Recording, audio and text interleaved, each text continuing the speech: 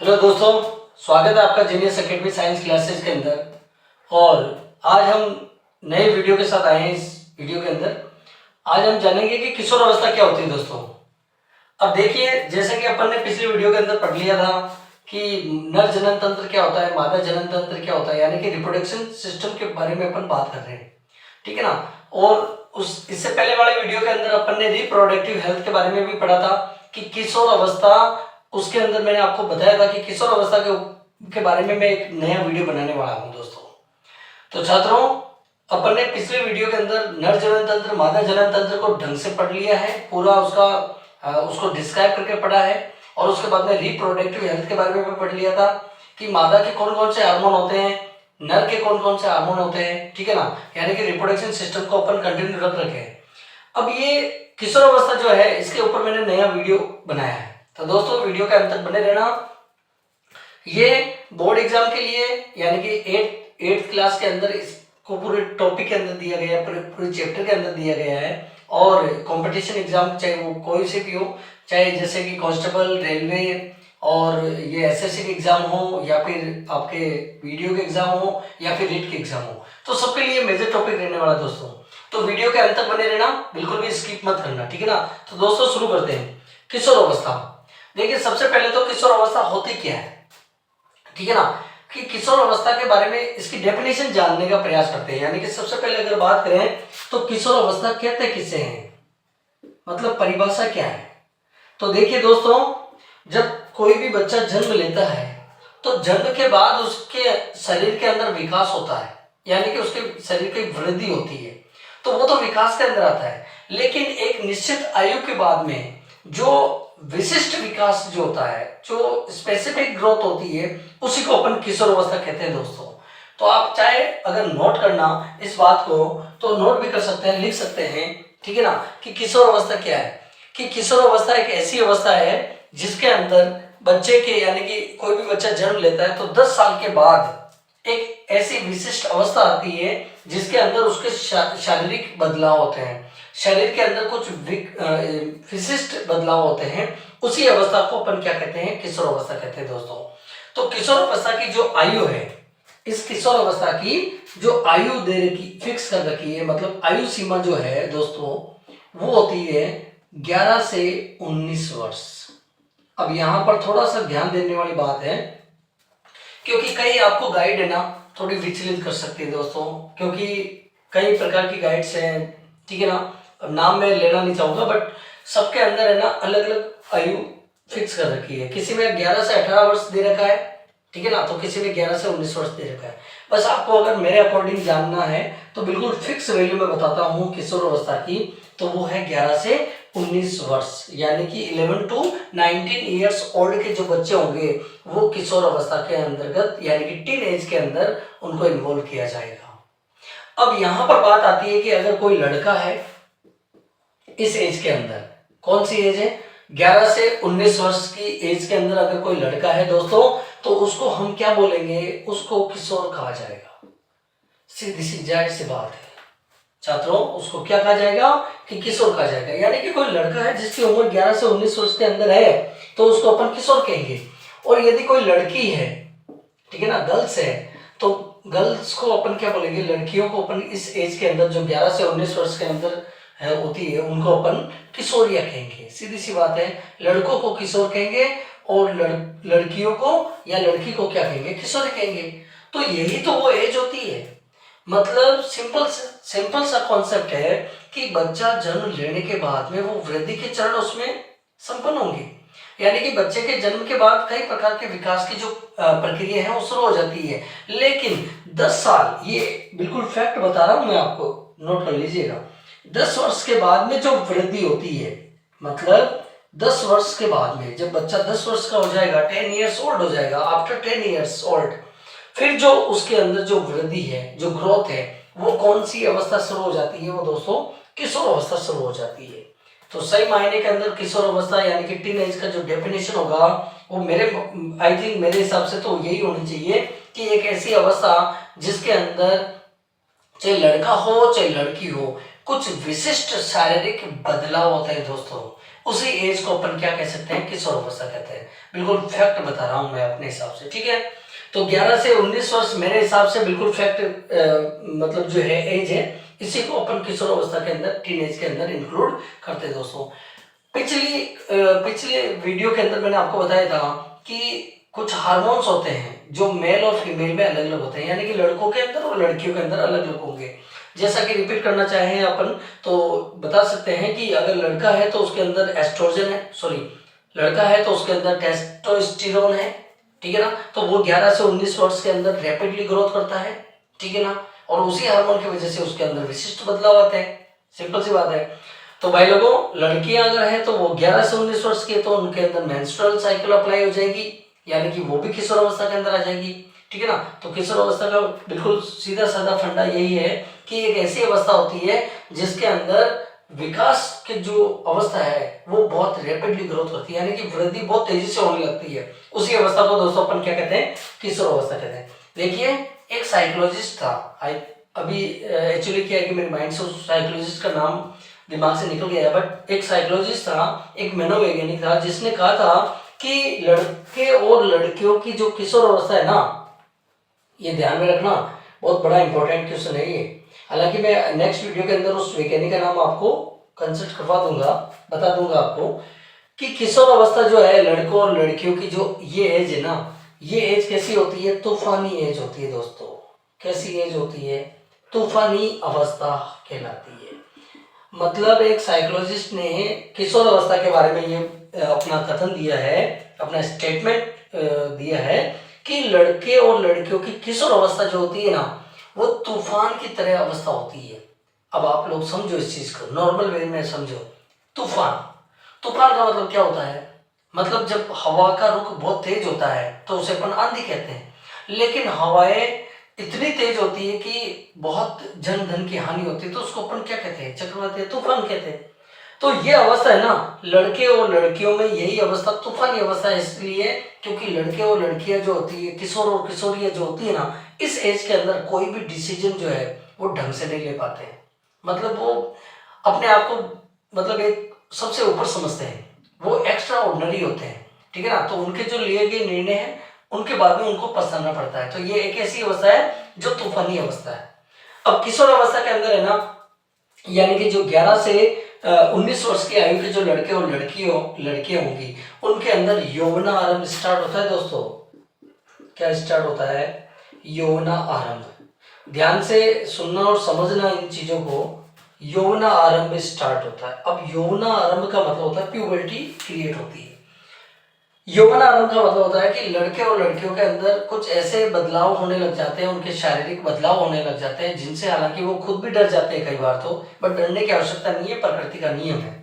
जैसे मान के चलो कि अगर हम बात करें सबसे पहले कि द्वितीयक गौण लैंगिक लक्षण उत्पन्न हो जाते हैं। देखो, इनको दूसरे वे में अगर पढ़े ना अपन, तो किशोर अवस्था के अंदर कौन से परिवर्तन होते हैं, जो परिवर्तन होते हैं ना, वो उनको अपन द्वितीयक गौण लैंगिक लक्षण कह सकते हैं दोस्तों। अब भैया देखो, यहाँ पे द्वितीय गौण लैंगिक लक्षणों का सीधा साधा मतलब ये होता है कि अगर लड़के हैं तो उनकी लंबाई में वृद्धि हो जाएगी।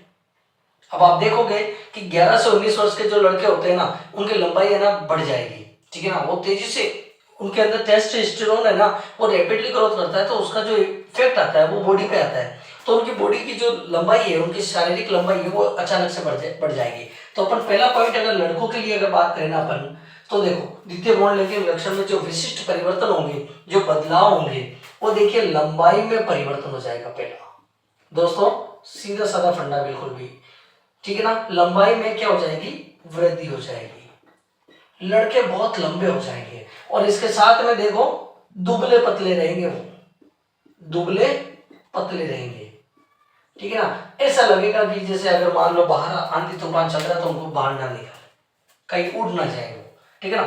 कहने का मतलब वैसा ऐसा कुछ होता नहीं है। लंबाई में वृद्धि हो रही है, यानी कि दुबले पतले रहेंगे और लंबाई में वृद्धि होगी। ये एक द्वितीय गौण लैंगिक लक्षण होगा, यानी कि ये यौवन आरंभ की स्टार्टिंग है। इसके बाद अगर बात करें दूसरे नंबर पे, तो देखो उनकी आवाज में विकृति आ जाएगी। आवाज जो होगी वो जब बोलेंगे ना तो उनकी आवाज ऐसे, जो जैसे मान के चलो फटा स्पीकर बोल रहा है वैसे, ठीक है ना, तो फटी फटी सी आवाज हो जाएगी, घर्राहट होगी आवाज के अंदर।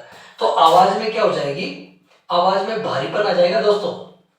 क्या आ जाएगा, भारीपन आ जाएगा, उनकी आवाज भारी हो जाएगी। अगर लड़कों की अगर बात करें अपन, द्वितीय गौण लैंगिक लक्षण, जो कि किस एज के अंदर है, 11 से 19 वर्ष यानी कि टीन एज के अंदर।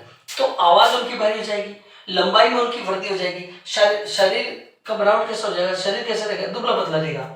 इसके बाद में अगर बात करें ना, तो उनके जो जनन अंग है दोस्तों, उनके जो जननांग है, उनके जो गायनिक पार्ट्स होते हैं, वहां पर जनन अंगों में क्या हो जाएंगे, मतलब जनन अंगों में बाल उत्पन्न हो जाएंगे। देखो ये सब तृतीय गौण लैंगिक लक्षण है। सेकेंडरी सेक्सुअल जो ट्रेड्स है वो डेवलप होंगे, जनन अंगों में बाल आने लग जाएंगे। और चेहरे पे देखिए, चौथा जो है चेहरे पे, अरे भाई चेहरे पे जो है उनके क्या आने लग जाएगी, चेहरे पे हल्के बाल डेवलप हो जाएंगे, बाल उत्पन्न हो जाएंगे। गाँव में जैसे बच्चों के लिए जो 11 से 19 वर्ष के जो लड़के होते हैं ना, तो गांव में क्या बोलते हैं कि यार अब तू नादान नहीं रहा, अब तू मतलब जो बच्चा नहीं रहा, अब तू जवान हो चुका है, मतलब तेरे रुवाड़ी आ चुकी है, ये बात बोलते हैं। तो रुवाड़ी का मतलब यही होता है कि चेहरे पे हल्के बाल उत्पन्न हो जाते हैं, मतलब दाढ़ी आने लग जाती है, ठीक है ना। इसके अलावा पांचवा जो पॉइंट है ना वो बहुत इंपॉर्टेंट है, विपरीत लिंग के प्रति, विपरीत लिंग के प्रति, विपरीत लिंग के प्रति आकर्षण बढ़ जाएगा दोस्तों। मैंने वही बात पिछली वीडियो में थोड़ी सी इसके ऊपर बात की थी, विपरीत लिंग के प्रति आकर्षण बढ़ जाएगा। जैसे मान लो कोई फैमिली है, अब माँ बाप तैयार हो गए हैं, बड़े भाई बहन तैयार हो गए जिनकी आयु 30-35 साल के मतलब उस एज में है, जिनको कोई मतलब नहीं है किशोर अवस्था से, तो वो सब जैसे मान लो किसी की शादी में जा रहे हैं, ठीक है ना, तो वो तैयार होकर सब बाहर आ चुके हैं। लेकिन जो किशोर अवस्था में उसके छोटे भाई बहन है, अब उनकी कंडीशन क्या है, वो अपने आप को, क्योंकि विपरीत लिंग के प्रति आकर्षण है ना, तो वो अपने आप को यूनिक दिखाना चाह रहे हैं, तो वो आईने के सामने काफी देर तक खड़े रहेंगे, कभी बाल संवारेंगे, कभी अपने कपड़ों को देखेंगे, कपड़े चेंज करते रहेंगे, बालों को कभी इधर संवारना है, कभी इधर, मतलब वो विपरीत लिंग के प्रति आकर्षण होगा, ठीक है ना। तो ये भी एक बहुत इंपॉर्टेंट ट्रेड्स होता है इसमें यौन आरंभ के अंदर, ठीक है ना। और जब ज्यादा लेट हो रहे तो उनमें कोई बड़ा आएगा, जैसे पिता गया कि क्या है रे पागल, तो अभी तैयार नहीं हुआ, तो फिर 2-3 चाटे लगाकर उसको लेके जाएंगे। यानी कि विपरीत लिंग के प्रति आकर्षण हो गया, चेहरे पर हल्के बाल यानी कि दाढ़ी मूंछ आने लग जाएगी, जनन अंगों में बाल उत्पन्न हो जाएंगे, ठीक है ना, वो आने लग जाएंगे, आवाज में भारीपन आ जाएगा, दुबले पतले शारीरिक उनकी आकृति रहेगी और लंबाई में वृद्धि हो जाएगी। और तीसरी अगली बात जो इंपॉर्टेंट है वो है कि लैरिंग्स जो होता है उनका, छात्रों जो लैरिंग्स होगा स्टूडेंट्स, लैरिंग्स जो है वो मोटा हो जाएगा, मतलब उभर जाएगा, मोटा हो जाएगा। लड़कों के अंदर होता है ये, लड़कियों के अंदर तो बिल्कुल छोटा रहेगा, दिखेगा ही नहीं कि लैरिंग्स है या ना है, ठीक है ना। तो लैरिंग्स भी उनका मोटा हो जाएगा, विपरीत लिंग के प्रति आकर्षण हो जाएगा, चेहरे पर हल्के बाल आने लग जाएंगे और अपोजिट जेंडर के प्रति उनका जो अट्रैक्शन है वो बढ़ जाएगा। ये सारे के सारे ना इसी एज के अंदर आते हैं। और इन सबके पीछे दोस्तों कौन सा हार्मोन है, देखो अगर लड़के हैं ना वो, ठीक है ना, तो जाहिर सी बात है टेस्टोस्टेरोन, बस इसी का कमाल है भाई लोगों, इसी हार्मोन का कमाल है। उनका कोई दोष नहीं है बेचारों का, इस एज के अंदर लड़कों का कोई दोष नहीं है, बस ये जो सारा जो चल रहा है ना चक्कर, ये इसी हार्मोन की वजह से चल रहा है। ये हार्मोन बहुत ही रैपिडली ग्रोथ करता है और इसी की वजह से ये सारे ट्रेड्स आते हैं। और ये अवस्था कौन सी है, किशोर अवस्था कहलाती है। तो दोस्तों बिल्कुल स्टेप बाय स्टेप इस चीज को पढ़े ना तो बहुत ही इजी टॉपिक है, बहुत इंपॉर्टेंट टॉपिक है। अब ध्यान देना, एक और समस्या उत्पन्न होती है लड़कों के साथ में, लड़कियों के साथ में भी होती है। देखो ये सारी चीजें लड़कियों के लिए भी अप्लाई हो रही है। अगली समस्या क्या आती है, किलोसिस की आती है दोस्तों, किलोसिस।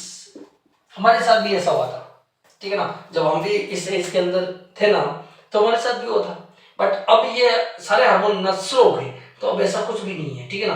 तो इस एज के अंदर सबके साथ होता है, इसको कोई वो ये प्रकृति का नियम मान लो एक तरह से। किलोसिस की समस्या, अब किलोसिस की समस्या का मतलब है, किलोसिस ये वर्ड ऐसा है, किलोसिस, किलोसिस का मतलब होता है इस एज के अंदर हार्मोन तेज हो गए ना तो जाहिर सी बात है ये हार्मोन शरीर पे इफेक्ट डालेगा। तो हमारे चेहरे पे ना श्वेत ग्रंथियां होती है दोस्तों। कौन सी ग्रंथियां होती है? श्वेत ग्रंथियां होती है। बहुत इंपॉर्टेंट चीज सुन लेना, यानी कि 3 प्रकार की ग्रंथियां। हालांकि मैं इसका इस ग्रंथियों का तो इसमें कोई इस वीडियो के अंदर डिटेल देने वाला हूं नहीं, बट थोड़ा इन शॉर्ट बता देता हूं। अंतःस्रावी ग्रंथि होती है, बहिःस्रावी ग्रंथि होती है, और तीसरी जो होती है श्वेत ग्रंथियां होती है दोस्तों। अब ये श्वेत ग्रंथियां सबसे ज्यादा एनलार्ज अपने फेस पे होती है। तो किलोसिस की समस्या देखो, गर्दन, फेस और पीठ, इन 3 चीजों को टारगेट करती है। किलोसिस का मतलब है, मैं ज्यादा घुमाऊंगा नहीं आप लोगों को, सीधा सिंपल फंडे में बताऊंगा आपको कि किलोसिस का मतलब होता है फोड़े फुंसियां होना। आपने इस एज के लड़के और लड़कियों दोनों में देखा होगा कि उनके चेहरे पे ढेर सारे फोड़े फुंसियां होती है, उसी को किलोसिस कहते हैं। अब ये एक हार्मोन की वजह से हो रहा है, नेचुरली इफेक्ट है ये, बट है ना फिर वो लिपापोती के चक्कर में चले जाते हैं।